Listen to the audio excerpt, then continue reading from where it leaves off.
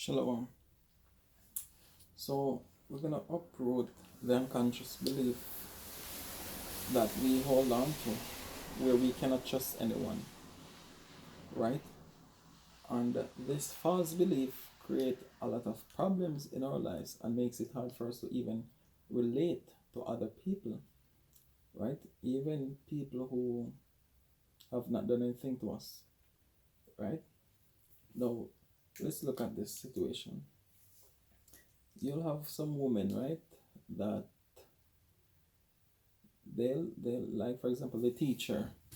They will trust the male teacher so much with their child, 100%, with everything. They can call on him and they know how reliable that teacher is, right? They trust that man because of the system, right? But personally, how she feels about men, what you would realize is that if the parent should be in a relationship with that very teacher that she trusts so much with her child, all that trust would disappear, right? So it is not per se that how the woman has the problem trusting men. The problem is to be close to someone is about being committed.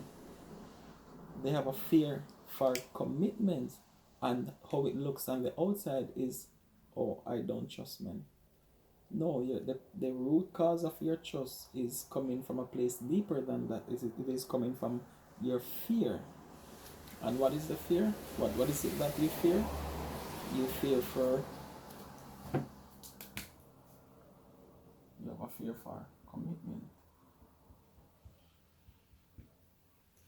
You have a fear for commitment, right?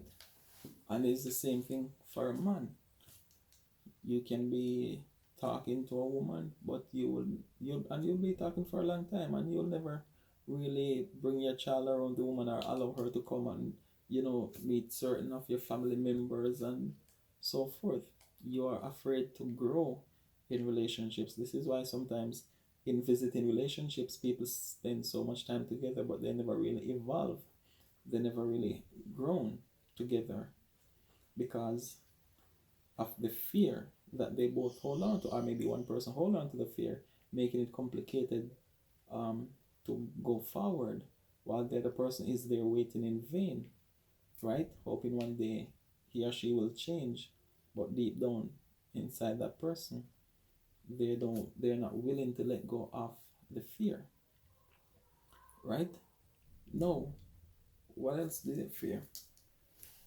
You fear to be left alone, right? You have a fear of being rejected.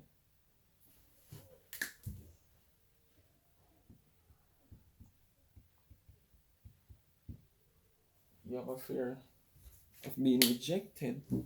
And because of this, what you do is go around and rejecting other people, and it gives a boost to the ego, right? So even if someone comes around you with pure intention, guess what? You are going to destroy that person. Not because of something that the person did, but it's because of the beliefs that you hold on to that are causing you to be destructive in relationships. And in so doing, you destroy others around you, right? So it's like a contagious disease that keeps spreading, right? Perhaps if you remember back when, in your teens, you were this young and beautiful, sexy, hot chick, you were the type of person to be rejecting all the men. But now that you're in the situation that you're in, probably have a few children, you don't look the same, and so forth. So guess what happens?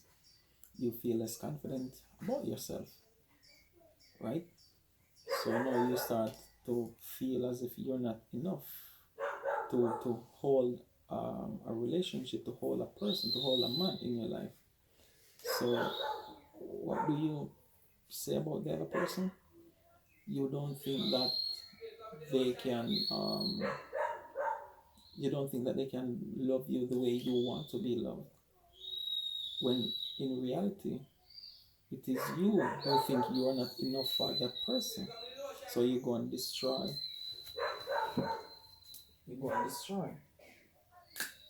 relationship or whatever it is that you're building, right? You think you're not enough,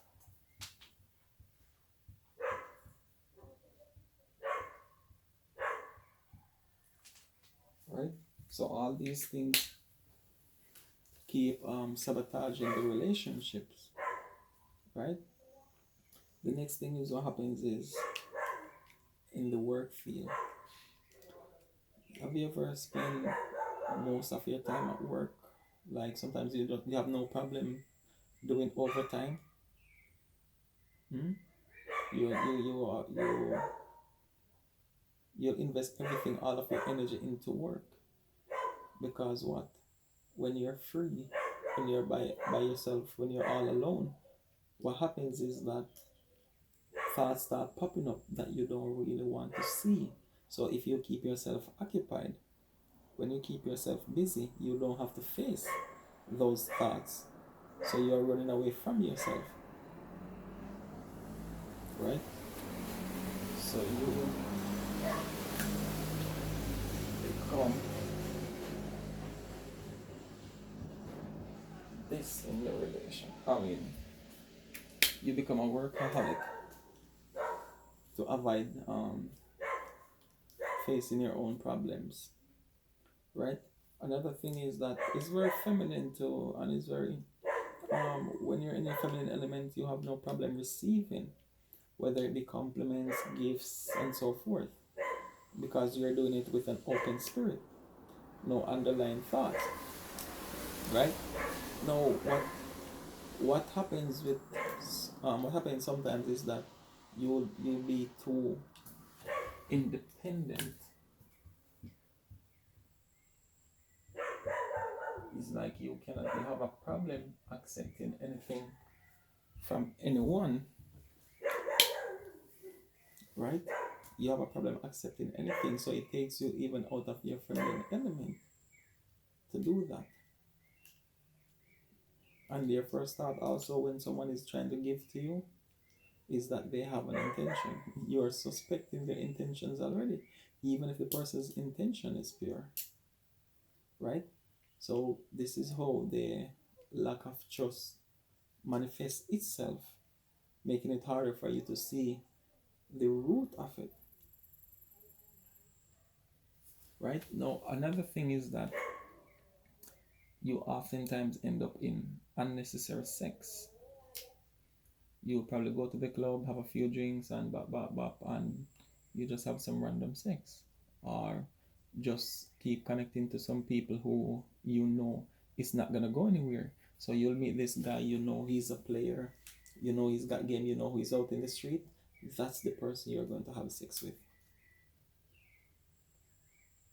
And you cannot stop that cycle. If you look at your relationship history, you all the guys that you've talked to in the last couple of years, they fall under that same category. They're never available to you.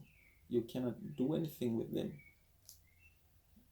more than just to meet up when it's time to do whatever. And then you go your way, he goes his way. Or it's the same thing for the man, right? You think one way about all these women, and those are the women you are going to find.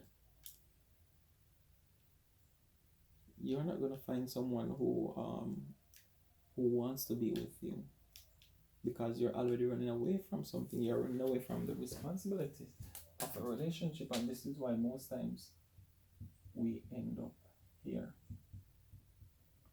Because if I can go talk to another man's wife, then I will not have to deal with the responsibilities of the relationship. Or she might be saying if she can talk to another woman's husband, then she will not have to deal with the responsibilities. So therefore, she doesn't have to deal with any form of conflicts or anything regarding um, growing in a relationship. No form of relationship responsibilities. All right. The next thing is that it causes you to doubt the person. It's not because of the person showing himself to be untrustworthy or unreliable or anything like that, right? But because you have a fear of trusting, then naturally you're going to have doubt in the person. not because of what he or she does, but because of your lack of trust, right? So what happens is that you're always gonna keep avoiding anyone that tries to come close to you. And even with a friend, you'll have friends, and sometimes you just be acting weird around them that they cannot understand you, right? You don't let them know what's really going on in your life, because once you start to get close to a person, you feel triggered, right? So you have a fear of being vulnerable to anyone, because once you start become vulnerable, then you're allowing these people to get close to you, and that is the one thing that you don't want. And this is why you have a fear for focusing on your unhealed personalities, right? Now, how do we fix all of this?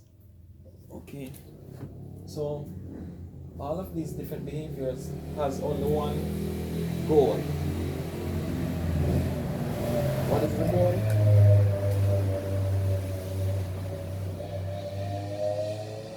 It has one goal, and the goal is to protect the ego, right?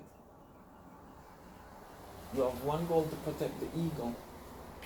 Now, as long as you're trying to protect the ego, the fear will always be manipulating it. And this is why these things become cyclical. You cannot stop it, right? Because it's the fear that controls the remote and keeps leading your footsteps, right? No.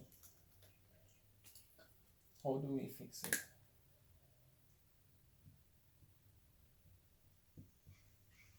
Right?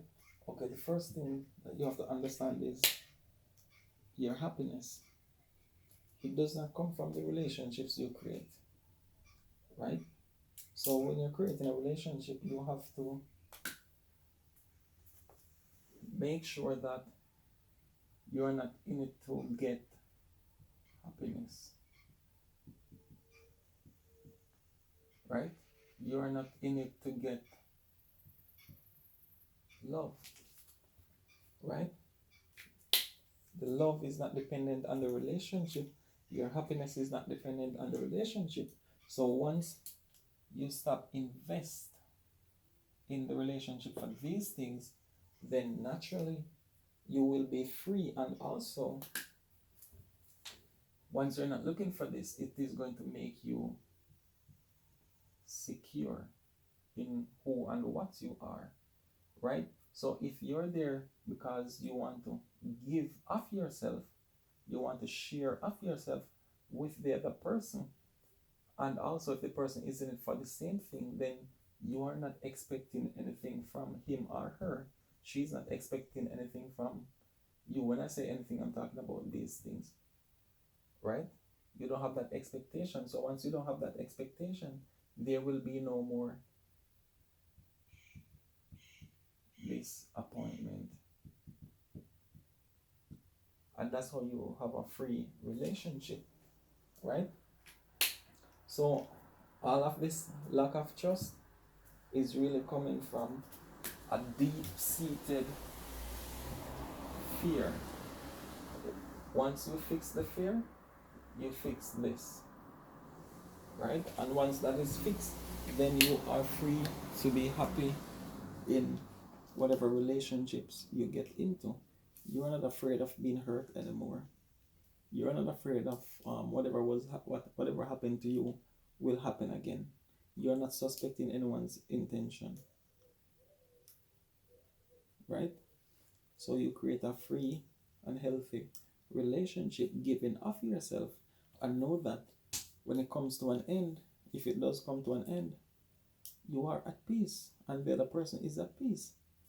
You don't feel as if you lose a part of you because you never invested your happiness and love in the relationship itself, or you were not seeking to be fulfilled from that relationship. Shalom.